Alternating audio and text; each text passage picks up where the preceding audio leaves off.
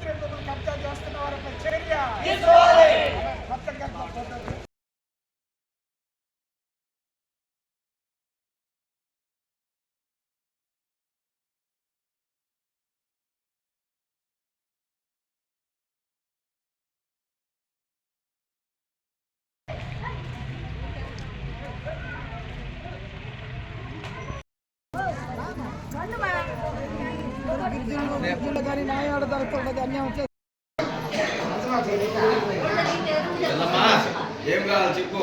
అన్నం తీసుకొచ్చినావు కామ్రేడ్ పెద్ద లీడర్ కదా, నువ్వు పెద్ద లీడర్ కదా, చెప్పు. అన్న చెప్పే డిమాండ్స్ ఏం చెప్పు.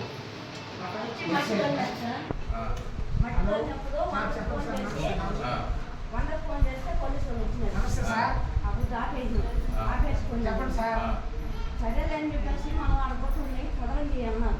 నేను చేయలే.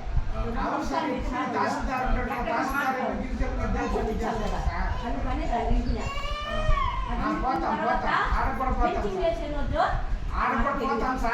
మేము సంవత్సరంతా అందరూ నిద్రపోయాం.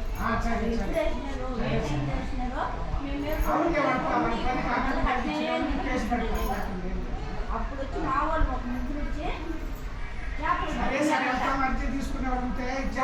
టైంలో వలేసిందని పోతారు మా ఊరు పోతే మీకేం లేదు మీరు ఎక్కడ కడితే ఇంటి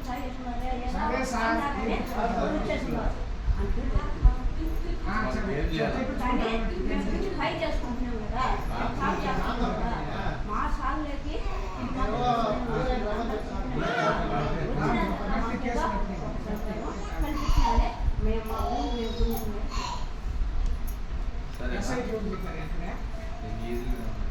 ఆకాశాన్ని పరిస్థితి ఆడ వచ్చింది.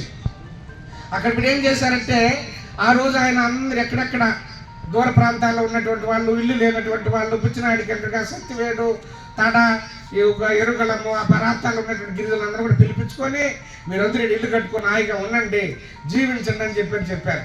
సమాజంలోనే చాలా అట్టడుగులో చాలా పీడనకు గురైనటువంటి గిరిజనులందరూ కూడా బాగుపరచాలనేటువంటి ఒక సదుద్దేశంతో ఈ పని చేస్తే, ఈరోజు అక్కడ ఉన్నటువంటి వాళ్ళు భూములు అమ్మేశారు, ఇళ్ళు కట్టేశారు అని చెప్పి ఇక్కడ ఉన్నటువంటి అధికారులు అందరూ కూడా రెవెన్యూ అధికారులు చెప్తున్నారట. ఈరోజు అక్కడ ఏమైందంటే, గిరిజనులు ఒకటి ఉంటే ఇల్లు కట్టుకుని ఖాళీగా ఉంటే కూడా పెత్తందారు వచ్చేది, అక్కడి ఉన్న ఒకటి పట్టుకుని ఆ భూములు కొనుక్కునేది, ఆ భూముల్ని ఆయన అక్కడ బిల్డింగ్లు కట్టేసి అంత బాడుగులకు ఇచ్చేది. గిరిజనులు ఏమైనా మాట్లాడితే వాళ్ళు బెదిరించేది.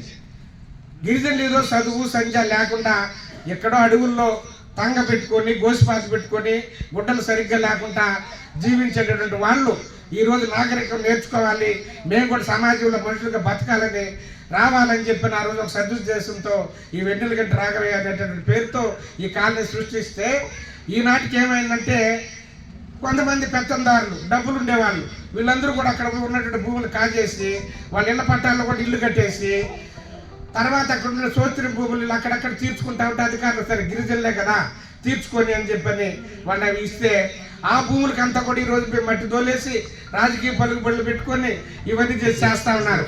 ఈరోజు నిన్న కాక మొన్న ఏదో రాళ్ళు నాటారు. లైక్ చేయండి, షేర్ చేయండి, సబ్స్క్రైబ్ చేయండి. మరిన్ని వీడియోల కోసం బెల్ సింబల్ పై క్లిక్ చేయండి.